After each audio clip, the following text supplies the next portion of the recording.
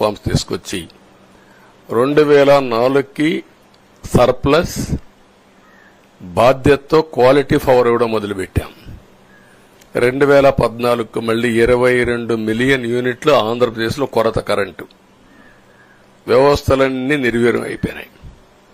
తర్వాత మళ్లీ సెట్ చేసి 2 నెలలు 3 నెలలు కరెంటు కొరత లేకుండా చేసి వ్యవస్థలన్నీ పటిష్టంగా చేసి సోలార్ విండ్ తీసుకొచ్చి కాస్ట్ తగ్గిస్తే ఇప్పుడు మీరు చూశారు ఎంత పవర్ ఛార్జెస్ పెంచారు. 9 సార్లు పెంచారు. ఎందుకు పెంచారో నోబడీ నోస్. దానికి రీజనే లేదు. ఇప్పుడు ఎక్కడుందో దాన్ని ఎత్తుక్కుంటే ఎంత లోతు పోయిందో కూడా తెలియదు. దాన్ని ఏ విధంగా రిపేర్ చేయాలి, ఎంత డబ్బులు తెచ్చారు, ఏ పేరుతో తెచ్చారు, అవన్నీ ఒక వ్యవస్థను కాదు, సంబంధం లేని వ్యవస్థతో డబ్బులు తీసుకొచ్చి సంబంధం లేని డిపార్ట్మెంట్కి ఇచ్చారు. ఇలాంటి చాలా ఉన్నాయి. అవన్నీ ఇన్ కోర్స్ ఆఫ్ టైం మీకు కూడా చెప్తాం. అల్టిమేట్ గా ఇదేదో మేము అధికారం అంటే జుబిలియంట్ గా బ్రహ్మాండంగా ఉందనుకోవడానికి కాదు. ఒక బాధ్యతతో మా మీద ఎంత నమ్మకం పెట్టుకున్నారో ఈ ప్రజల్ని మళ్లీ ఒక దారి చూపించే మార్గం మేము చూపిస్తాం. ఇంకొక పక్కన మీరు ఒకసారి ఆలోచిస్తే ఇదే అసెంబ్లీలో నాకు మా కుటుంబానికి మా మిస్సెస్ కి జరిగినటువంటి అవమానానికి నా జీవితంలో ఎప్పుడూ బాధపడలా. నా మీద బాంబులతో దాడి చేసినప్పుడు కూడా వీరోచితంగా ఎదుర్కొన్నా. 2003 సెప్టెంబర్ అక్టోబర్ నాకు ఇప్పటి కూడా జ్ఞాపకం. ఆ రోజు నా మీద బాంబులు చేసినప్పుడు చాలా ఒక పానిక్ రియాక్షన్ లో కూడా నేను భయపడలేదు. అలాంటి వ్యక్తిని మీరు చూస్తే ఆ సంఘటన చూసిన తర్వాత ఇలాంటి కౌరవ సభలో ఉండడం కరెక్ట్ కాదని అసెంబ్లీలో చెప్పి దానికి కూడా మైక్ ఇవ్వకపోతే చెప్పేసి బయటొచ్చి ప్రెస్ కాన్ఫరెన్స్ చెప్పి అనౌన్స్ చేశాను.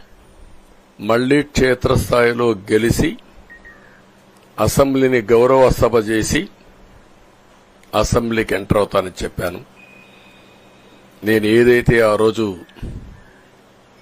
ఒక ప్రతిజ్ఞ చేశాను దాన్ని నిజం చేయడానికి ప్రజలు సహకరించారు. మామూలుగా సహకారం కాదది. నేను ఇన్ని సంవత్సరాలు చాలా సార్లు చాలా ఎలక్షన్లు గెలిచాం, కొన్ని ఎలక్షన్లో ఓడిపోయాం. ఎలక్షన్లో ఓడిపోయినప్పుడు నేను ఎప్పుడూ కుంగిపోలేదు. ఎలక్షన్లో గెలిచిన తర్వాత గంతులేయలేదు. నిబ్బరంగా ఓడిపోయినప్పుడు ఒక బాధ్యత ప్రతిపక్షంలో ఉండి పనిచేయాలి, గెలిపించినప్పుడు ఒక బాధ్యత ప్రజలకు మెరుగైన సేవలు అందించి వాళ్ళని ముందుకు తీసుకుపోవాలని ప్రయత్నం చేశాం. ఎప్పుడూ ప్రజాప్రచారణ ఉన్నాం.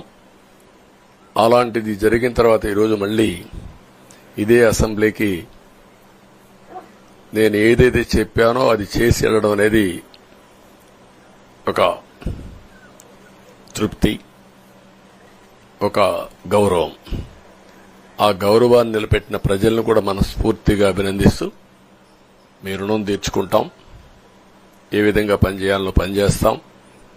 మీ ఎక్స్పెక్టేషన్స్ ప్రకారం పనిచేసి అయితే ఎప్పటికప్పుడు మీరందరూ కూడా మేము ఓటేశాం, మా పని అయిపోయింది, ఇంకా మీరు చూసుకోండి కాకుండా ఎప్పటికప్పుడు మమ్మల్ని నడిపించే బాధ్యత, మాకు సహకరించే బాధ్యత, మళ్లీ రాష్ట్రంలో ఉండే ప్రజలందరం బాగుపడాలంటే ఏం చేయాలో మేము చేసినప్పుడు ఎప్పటికప్పుడు ఫీడ్బ్యాక్ ఇచ్చి నడిపించే బాధ్యత తీసుకోవాల్సిందిగా వారిని కోరుతున్నా.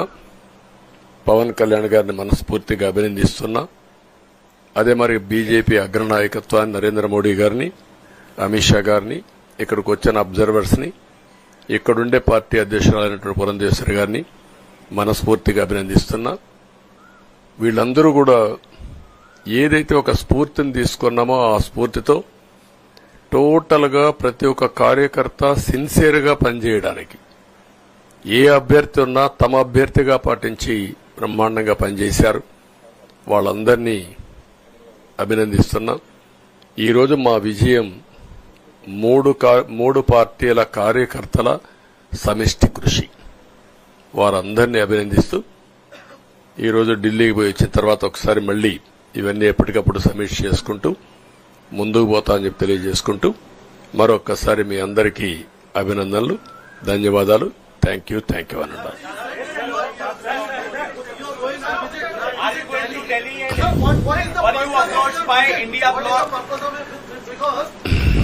No, don't bother. No, hear me, I say. You are very loud. You want news, always. I am also experienced. I have seen so many political changes in this country. We are in NDA. I am going for NDA meeting. In course of time, anything, we'll report to you. Thank you.